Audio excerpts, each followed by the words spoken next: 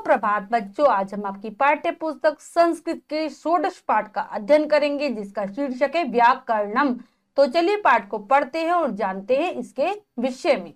षोडश पाठ व्याकरणम। तो बच्चों जो ये पाठ है व्याकरणम, इसके अंतर्गत हम संधि, साथ ही साथ प्रत्यय, अव्यय, शब्द रूप, धातु रूप, संख्यावाची शब्दों का अध्ययन करेंगे। तो चलिए पाठ को पढ़ते हैं और जानते हैं इन सभी के विषय में। तो यहाँ पर जो हमारा पहला प्रकरण है वो है संधि।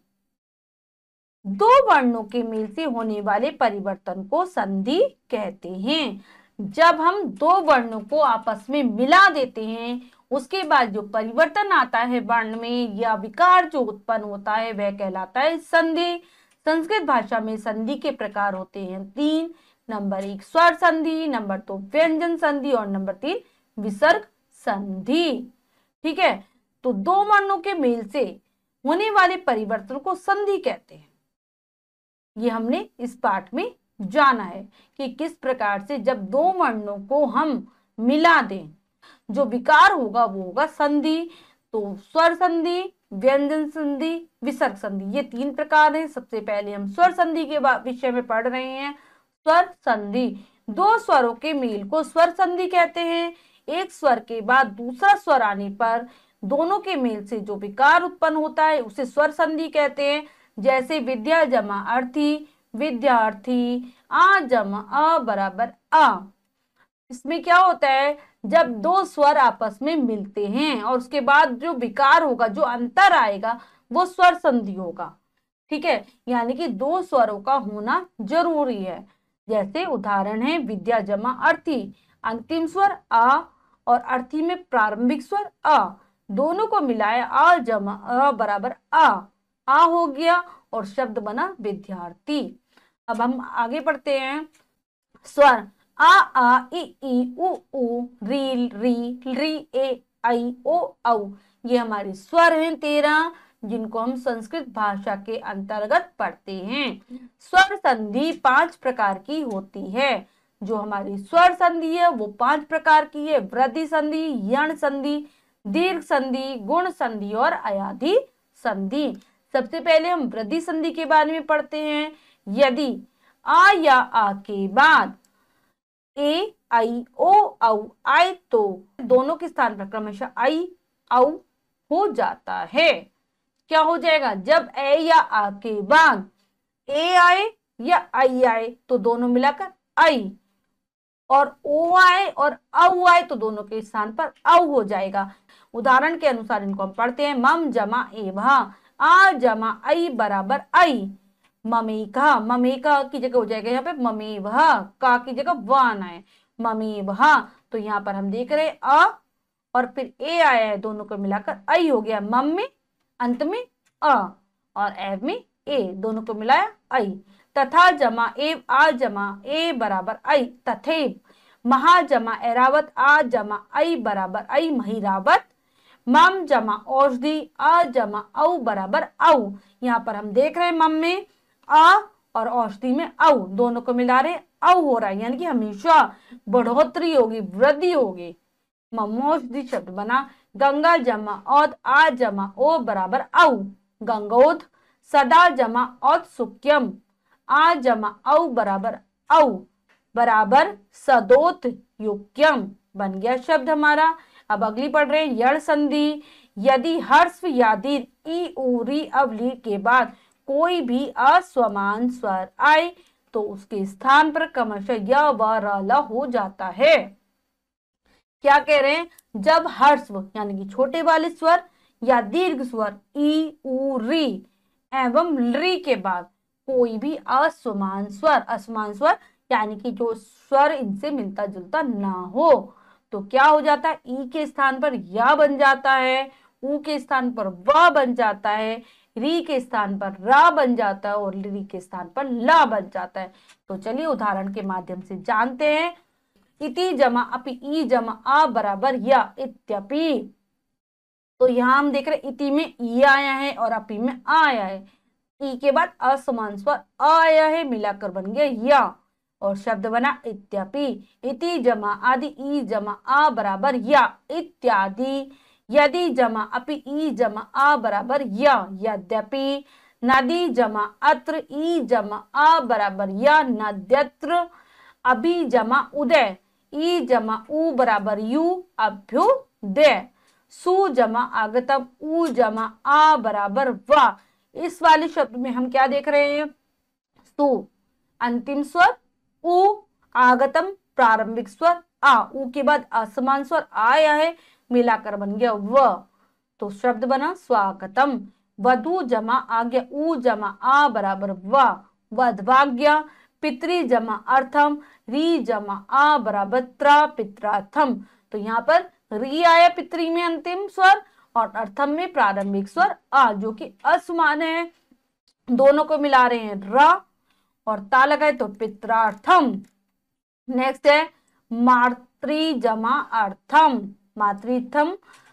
री जमा आ बराबर त्रा मातृर्थम। भातृ जमा उपदेश री जमा उ बराबर त्रु भातृदेश। अगली संधि है दीर्घ संधि। जब ह्रस्व या दीर्घ स्वर आ ई उ री के बाद उसी के समान दूसरा स्वर आए तो दोनों मिलकर दीर्घ हो जाते हैं। दीर्घ संधि में क्या होगा? आ ई उ और री के बाद उन्हीं के समान स्वर आए, चाहे वो ह्रस्व हो चाहे वो दीर्घ हो, तो दोनों मिलाकर दीर्घ हो जाएंगे, यानी कि दोनों मिलाकर बड़ा बन जाएगा। उदाहरणों के माध्यम से समझते हैं। हिम जमा अद्री आ जमा आ बराबर आ हिमाद्री।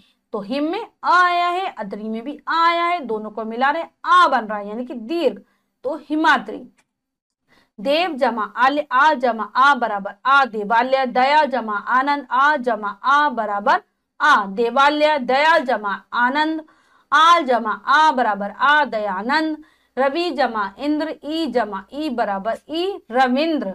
रविंद्र में रवि में छोटी ई, इंद्र में फिर छोटी सी ई और फिर दोनों को मिलाया तो बड़ी रविंद्र। गिरी जमा ईश ई जमा ई बराबर ई गिरीश। मही जमा ईश ई जमा ई बराबर ई महिष। नेक्स्ट है भानु जमा उदय। भानुदय में उ जमा उ बराबर मिलाकर बड़ा उ भानुदय। वधु जमा उत्सव उ जमा उ बराबर बड़ा उ वधुत्सव। भू जमा उर्ध्वम उ जमा उ बराबर उ भूध्रुवम। मातृ जमा ऋणम री जमा बड़ी री ऋणम। तो इसमें हमने देखा कि किस प्रकार से चाहे छोटा स्वर आए चाहे बड़ा स्वर आए, दोनों को मिला रहे हैं तो बड़ा वाला स्वर यानी कि दीर्घ स्वर बन रहा है। आप गुण संधि पढ़ते हैं। यदि आ या आ के बाद ई आएगा तो ए हो जाएगा, उ आएगा तो ओ हो जाएगा और री आएगा तो अर हो जाएगा। उदाहरणों के माध्यम से जानते हैं। उप जमा इंद्र आ जमा ई बराबर ए उपेंद्र। गण जमा ईश आ जमा ई बराबर ए गणेश। तो हम इसमें देख रहे हैं प्रारंभिक शब्द में अंतिम स्वर है अ और दूसरे वाले में है ई, दोनों को मिला रहे ए हो रहा है। तो ऐसे ही आगे उदाहरण है। महा जमा इंद्र आ जमा ई बराबर ए महेंद्र। रमा जमा ईश आ जमा ई बराबर ए रमेश। सूर्य जमा उदय आ जमा उ बराबर ओ सूर्योदय। इस उदाहरण में सूर्य में अंतिम स्वर अ और फिर उदय में प्रारंभिक स्वर उ, दोनों को मिलाया उ, शब्द बना सूर्योदय। अब है गंगा उत्कम। गंगा उत्कम आ जमा उ बराबर ओ गंगोत्कम। जल जमा उर्मी आ जमा उ बराबर ओ जलोर्मी। देव जमा ऋषि आ जमा री बराबर अर देवर ऋषि। देव अंतिम स्वर अ, ऋषि प्रारंभिक स्वर री, दोनों को मिलाया अर देवर ऋषि। वर्षा जमा ऋतु आ जमा री बराबर अर वर्षा ऋतु। राजा जमा ऋषि आ जमा री बराबर अर राज ऋषि। नेक्स्ट पढ़ते हैं अयादि संधि के बारे में। अयादि संधि, यदि ए आई ओ औ के बाद कोई असमान स्वर आए तो उसके स्थान पर क्रमशः आए आए अव आव हो जाता है। क्या कह रहे हैं? यदि ए आई ओ औ के बाद कोई भी असमान स्वर आए तो ए के स्थान पर आई हो जाएगा, आई के स्थान पर आए, ओ के स्थान पर अव और अव के स्थान पर आव। असमान यानी कि जो इनके समान ना हो, अलग हो स्वर। उदाहरण के माध्यम से जानते हैं। ने जमा अनम, ए जमा अ बराबर ऐ नयनम, जे जमा अति, ए जमा अ बराबर ऐ बराबर जयति। तो यहाँ हम देख रहे हैं कि जा और ना में अंतिम स्वर है ए, और अनम और अति में प्रारंभिक स्वर है अ। दोनों को मिला रहे अ बन रहा है और शब्द बन रहे नयनम और जयति। आगे और कुछ उदाहरण पढ़ लेते हैं। मुनि जमा ए, जमा ए बराबर ऐ मुनि, गई जमा अक, आई जमा आ बराबर ऐ गाय कहा, नई जमा इका, आई जमा ई बराबर ऐ नाई कहा। तो इन दोनों में आई और उसके बाद आया है ए और ई, मिलाकर बन रहे आई और शब्द बन रहे गाय कहा, नाई कहा। नेक्स्ट है पो जमा अनम, ओ जमा अ बराबर अब पवनम। पो में अंतिम स्वर ओ और अनम में प्रारंभिक स्वर अ, मिलाया अब शब्द बना पवनम। भो जमा इति, ओ जमा ई बराबर अब पपीता। पौ जमा अनम, औ जमा अ अब पावनम। भौ जमा उक, भौ जमा उक, औ जमा उ बराबर अब भावुकः। नौ जमा इक, औ जमा ई बराबर अब नाविकः। तो नौ में औ और एक में ई, दोनों को मिला आव, शब्द बना नाविकः। तो बच्चों हमने संधि के विषय में अच्छी प्रकार से जान लिया है।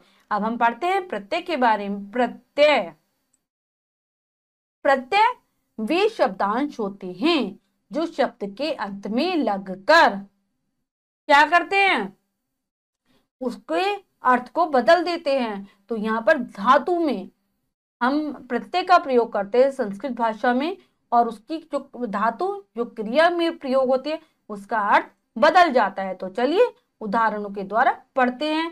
सबसे पहले आता है कत प्रत्यय। त, यह भूतकालिक कृत प्रत्यय धातु में जोड़ने पर इसका त शेष रह जाता है। कत प्रत्यय के रूप तीनों लिंगों में चलते हैं।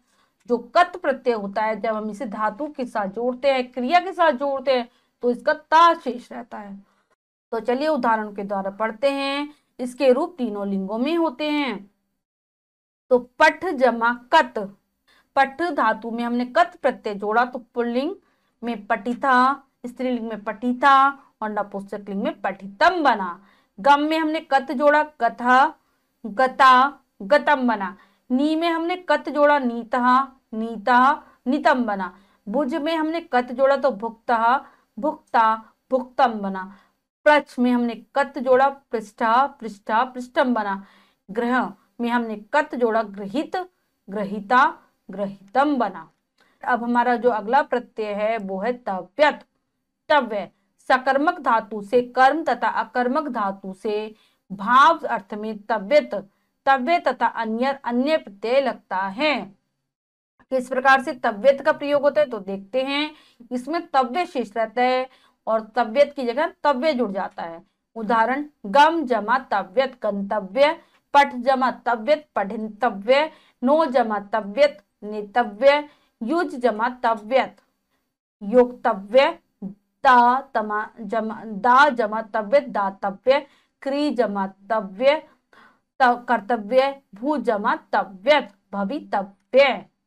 अब है अन्यर प्रत्यय। अन्य, गम जमा अन्यर गमनीय। इसमें जो अन्य प्रत्यय होता है अन्य शेष रह जाता है। तो चलिए और उदाहरण पढ़ते हैं। पठ जमा अन्यर पठनीय, दाल जमा अन्यर दानीय, क्री जमा अन्यर करणीय, भू जमा अन्यर भवनीय, भुज जमा अन्यर भोजनीय। अब आता है अव्यय। अव्यय यानी कि ऐसे शब्द जो तीनों लिंगों, विभक्तियों, वचनों और सब कालों में एक जैसा रहता है, अव्यय कहलाता है। यानी कि किसी भी चीज में परिवर्तन हो जाए, लिंग में, वचन में, काल में, लेकिन जो अव्यय होगा वो समान रूप से प्रयोग होगा। उदाहरण है इसके अत्र, तत्र, यत्र, इह, श्व आदि। कुछ अव्यय शब्दों के वाक्यों में प्रयोगों को उदाहरण के रूप में प्रस्तुत किया गया है।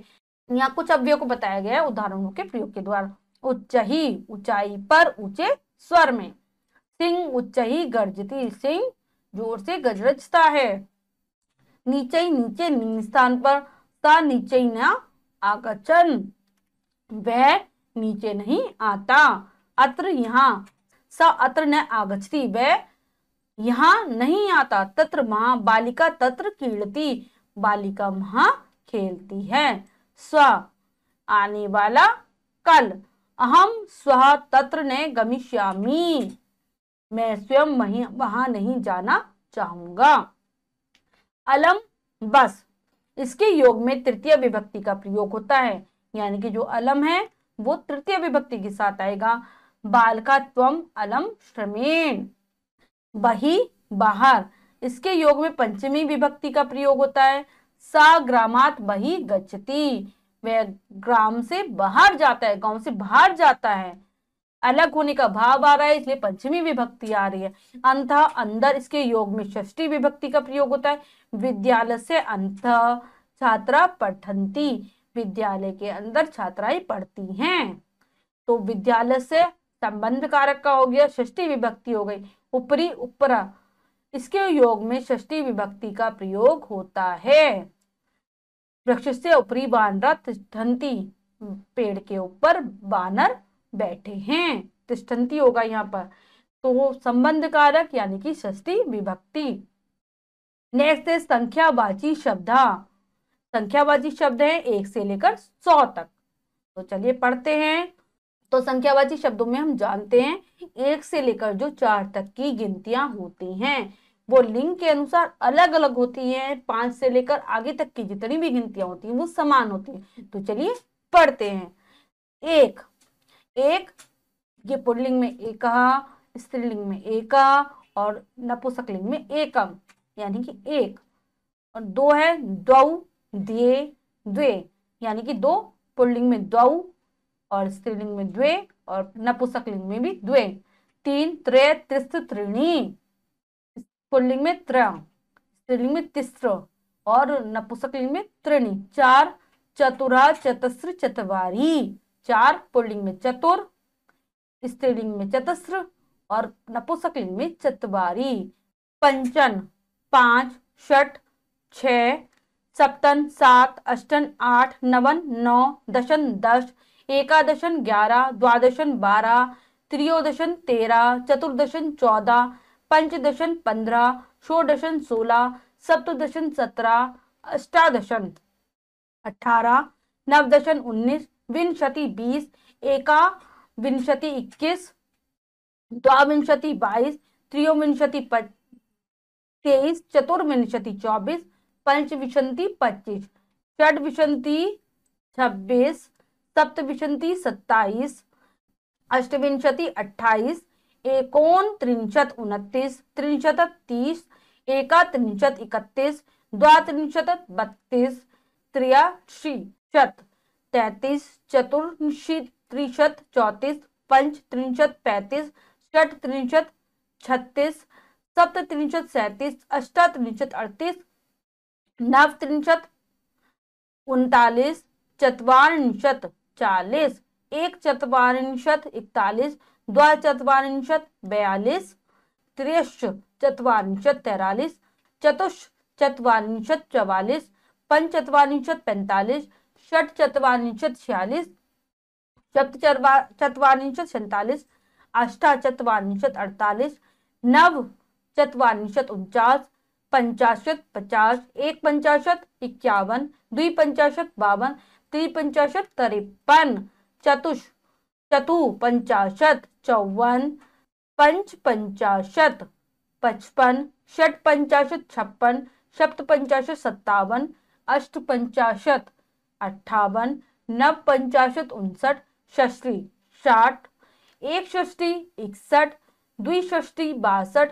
त्रिषष्ठी 63, चतुष्षष्ठी 64, आगे है पंचषष्ठी 65, षटषष्ठी 66, सप्तषष्ठी 67, अष्टषष्ठी 68, नवषष्ठी 69, सप्तति 70, एक सप्तति 71, द्विसप्तति 72, त्रिसप्तति 73, चतुसप्तति 74, पंचसप्तति 75, षट सप्तति 76, फिर सप्त सप्तति 77, अष्ट सप्तति 78, नव सप्तति 79, अशीति 80, एकाशीति 81, द्वाशीति 82, त्र्याशीति तिरासी, चतुराशीति 84, पंचाशीति 85, षष्ठाशीति 86, सप्ताशीति 87, अष्टाशीति 88, नवाशीति 89, नवति 90, एक नवति 91, द्विनवति द्वानवति 92, त्रिनवति त्रयोनवति 93, चतुर्नवति 94, पंचनवति 95, षटनवति 96, सप्तनवति 97, अष्टनवति 98, 98, नवनवति 99 और शत 100। सभी बच्चे इन सारी गिनतियों को अच्छे से याद कर लेंगे। अब हम आते हैं शब्द रूप पर। संज्ञा शब्द रूप अकारांत पुल्लिंग। संज्ञा शब्दों के रूप है अकारांत आ ध्वनि पर समाप्त होने वाले हैं, पुल्लिंग में है और बालक के रूप हैं। तो चलिए पढ़ते हैं। प्रथमा से लेकर संबोधन तक है, एक वचन, द्विवचन और बहुवचन में। तो चलिए पढ़ते हैं। प्रथमा बाला बालो बाला, द्वितीय बालम बालो बालान, तृतीय बालेन बालभ्याम बालई, चतुर्थी बालाय बालभ्याम बालेभ्य, पंचमी बालात बालभ्याम बालेभ्य, षष्ठी बालस्य बालियो बाला नाम। नेक्स्ट है सप्तमी। सप्तमी बाले बालियु बालेशु, संबोधन हे बाले हे बालहु हे बाला। अब है अकारांत स्त्रीलिंग तुला के रूप। आकारांत यानी कि आ ध्वनि पर समाप्त होने वाले प्रथमा से लेकर संबोधन तक, एक वचन, द्विवचन, बहुवचन में। तुला तुले तुला, द्वितीय तुलाम तुले तुला, तृतीय तुलिया तुलाभ्याम तुलाभी, चतुर्थी तुलाय तुलाभ्याम तुलाभ्य, पंचमी तुलाया तुलाभ्याम तुलाभ्य, षष्ठी तुलाया तुलियो तुलानाम, सप्तमी तुलायाम तुलियो तुलासु, संबोधन हे तुला हे तुले हे तुला। अब है अकारांत नपुंसकलिंग फल के रूप। अकारांत ए ध्वनि पर समाप्त होने वाले और नपुंसकलिंग यानी कि निर्जीव वाले। तो प्रथमा से लेकर संबोधन तक है, एक वचन, द्विवचन और बहुवचन में। प्रथमा फलम फले फलानी, द्वितीय फलम फले फलानी, तृतीय फलेन फलाभ्याम फलई, चतुर्थी फलाय फलाभ्याम फलेभ्य, पंचमी फलात फलाभ्याम फलेभ्य, षष्ठी फलस्य फलियो फलानाम, सप्तमी फले फलियो फलेषु, संबोधन हे फल हे फले हे फलानी। अब है सर्वनाम शब्दों के रूप है यहाँ पर। तो चलिए पढ़ते हैं। सर्वनाम शब्द तीनों रूपों में चलते हैं। नपुंसकलिंग रूप में प्रथमा और द्वितीय विभक्ति को छोड़कर शेष विभक्तियां पुल्लिंग की भांति चलती हैं। सर्वनाम शब्दों में संबोधन के रूप नहीं होते। तो बच्चों जो सर्वनाम शब्द के रूप हैं वो तीनों रूपों में होते हैं और नपुंसकलिंग रूप में प्रथमा और द्वितीय विभक्ति अलग होंगी, बाकी शेष विभक्तियों के रूप पुल्लिंग के समान होंगे। तो चलिए करते हैं। तद वह, प्रथमा सा तौ ते, द्वितीय तम तौ तान। नेक्स्ट है तृतीय तेन ताभ्याम तई, चतुर्थी तस्मै ताभ्याम तेभ्य, पंचमी तस्मात् ताभ्याम तेभ्य, षष्ठी तस्य त्यो तेषाम, सप्तमी तस्मिन् त्यो तेषु। अब तद के नपुंसकलिंग में तत् ते तानि, द्वितीय तत् ते तानि, तृतीय तेन ताभ्याम तई, चतुर्थी तस्मै ताभ्याम तेभ्य, पंचमी तस्मात् ताभ्याम तेभ्य, षष्ठी तस्य त्यो तेषाम, सप्तमी तस्मिन् त्यो तेषु। अब तद के स्त्रीलिंग रूप में चलिए पढ़ते हैं। तद मतलब वह, प्रथमा सा ते ता, द्वितीय ताम ते ता, तृतीय तया ताभ्याम ताभ्य, चतुर्थी तस्यै ताभ्याम ताभ्य, पंचमी तस्या ताभ्याम ताभ्य, षष्ठी तस्या त्यो तासाम, सप्तमी तस्या तयो तासु। अब युष्मद, अगला है युष्मद तुम। इसके तीनों लिंगों में रूप समान होते हैं। तो चलिए पढ़ते हैं। प्रथमा त्वम युवाम यूयम, द्वितीय त्वाम युवाम युष्मान, तृतीय त्वया युवाभ्याम युष्माभि, चतुर्थी तुभ्यम युवाभ्याम युष्मभ्यम। नेक्स्ट है पंचमी से लेकर सप्तमी तक जो इसके रूप है। त्वत युवाभ्याम युष्मत, षष्ठी तव युव्यो युष्माकम, सप्तमी त्वयि युव्यो युष्माशु। नेक्स्ट पढ़ेंगे हम अस्मद। अस्मद के हम अब रूप पढ़ रहे हैं। मैं, हम शब्द तीनों लिंगों में समान होता है जो अस्मद होता है। तो चलिए पढ़ते हैं। प्रथमा से लेकर सप्तमी तक है, एक वचन, द्विवचन और बहुवचन में। तो चलिए करते हैं। प्रथमा अहम आवाम वयम, द्वितीय माम आवाम अस्मान, तृतीय मया आवाभ्याम अस्माभि, चतुर्थी मह्यम आवाभ्याम अस्मभ्यम, पंचमी मत आवाभ्याम अस्मत्, षष्ठी मम आव्यो अस्माकम, सप्तमी मई आव्यो अस्मासु। धातु रूपाणी, तो इसमें जो धातु यानी कि क्रिया, क्रिया के अंतर्गत हम कुछ प्रत्ययों को जोड़ देते हैं, तब इन रूपों का निर्माण होता है। तो चलिए पढ़ते हैं। क्रिया के मूल रूप को धातु कहते हैं, जैसे भू, पट, गम आदि। तो क्रिया का जो मूल रूप है वो धातु है, जैसे पू, पट, गम आदि। धातुओं के साथ ती, तह, अंति आदि प्रत्यय लगाकर जो क्रियापद बनते हैं उन्हें तिगंत पद कहा जाता है, जैसे भवती, पठती, गच्छति आदि।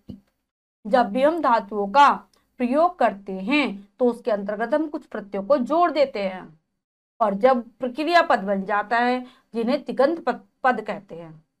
तो जब हम इनका प्रयोग वाक्यों के अंतर्गत करते हैं, धातु का प्रयोग, तो प्रत्ययों के साथ ही करते हैं। तो यहाँ पर हम उन रूपों के बारे में पढ़ेंगे।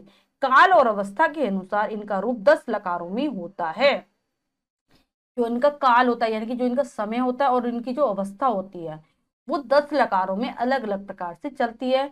पाठ्यक्रम में केवल 5 लकार निर्धारित है, लेकिन जो हमारा पाठ्यक्रम है उसमें 5 लकार आते हैं। लट वर्तमान काल, लोट आज्ञार्थक में आज्ञा देने के रूप में, लंग भूतकाल, लिंग विधि विधि के अर्थ में, और लिट लकार भविष्य काल में प्रयोग होता है।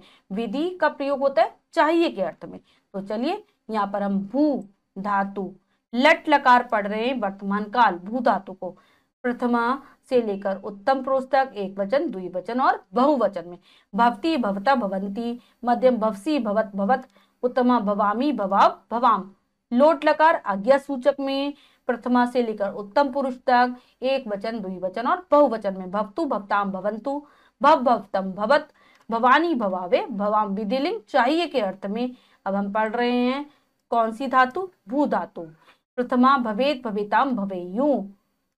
उसके बाद है उत्तम पुरुष और मध्यम पुरुष में। मध्यम भवे, भवेताम, भवेत, उत्तम भवेयम, भवे, भवेम। अब हम पढ़ रहे हैं लंग लकार यानी कि भूतकाल धातु भू।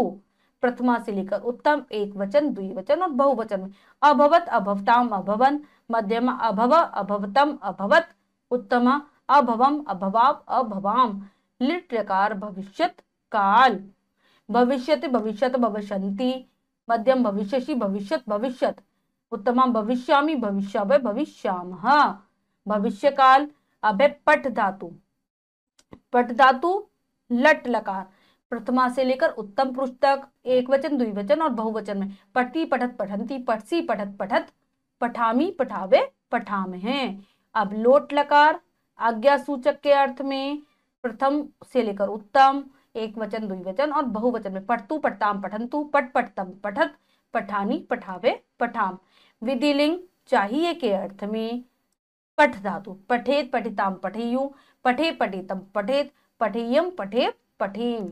अब लंग लकार पठ धातु लंग लकार यानी कि भूतकाल। भूतकाल में कैसे होगी इसके वचन? तो चलिए पढ़ते हैं। अपठत, अपठताम, अपठन, अपठ, अपठतम, अटपठत, अपठम, अपठाव, अपठाम।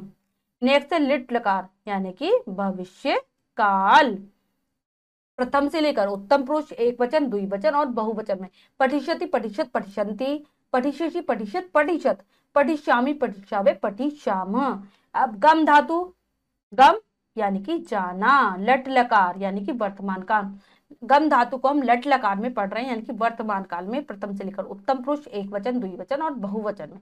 गच्छति, गच्छत, गच्छन्ति, गच्छति, गच्छत, गच्छत, गच्छामि, गच्छावे, गच्छाम। अब हम लोट लकार यानी कि आज्ञा सूचक के अर्थ में। गच्छतु, गच्छताम, गच्छन्तु, गच्छ, गच्छतम, गच्छत, गच्छानि, गच्छावे, गच्छाम। अभी विधिलिंग यानी कि चाहिए के अर्थ में। गच्छेत, गच्छिताम, गच्छेयु, गच्छे, गच्छितम, गच्छेत, गच्छेयम, गच्छेत, गच्छेम। अब लंग लकार भूतकाल में। अगच्छत, अगच्छताम, अगच्छन, अगच्छ, अगच्छतम, अगच्छत, अगच्छम, अगच्छाव, अगच्छाम। अब लिट लकार यानी कि भविष्य काल में। गच्छ धातु गच्छ धातु या फिर गम धातु। गमिष्यति, गमिष्यत, गमिष्यन्ति, गमिष्यसि, गमिष्यत, गमिष्यत, गमिष्यामि, गमिष्यावः, गमिष्यामः। तो बच्चों हमने इस पाठ का अच्छी प्रकार से अध्ययन कर लिया है। बच्चों आज हमने आपकी पाठ्य पुस्तक संस्कृत के षोडश पाठ का अध्ययन किया, जिसमें हमने शब्द रूप, धातु रूप, प्रत्यय, अव्यय, संख्यावाची शब्दों और साथ ही साथ संधि के विषय में जाना। आशा करती हूँ आपको पाठ अच्छे से समझ आया होगा। आप फिर से पाठ को उच्चारण के साथ पढ़ेंगे, शब्द रूपों को और साथ ही साथ धातु रूपों को भी याद कर लेंगे, संधि के बारे में समझने की कोशिश करेंगे और संख्यावाची शब्दों को भी याद कर लेंगे। मिलते हैं अगली कक्षा में नए पाठ के साथ। तब तक के लिए स्वस्थ रहिए, प्रसन्न रहिए। धन्यवाद।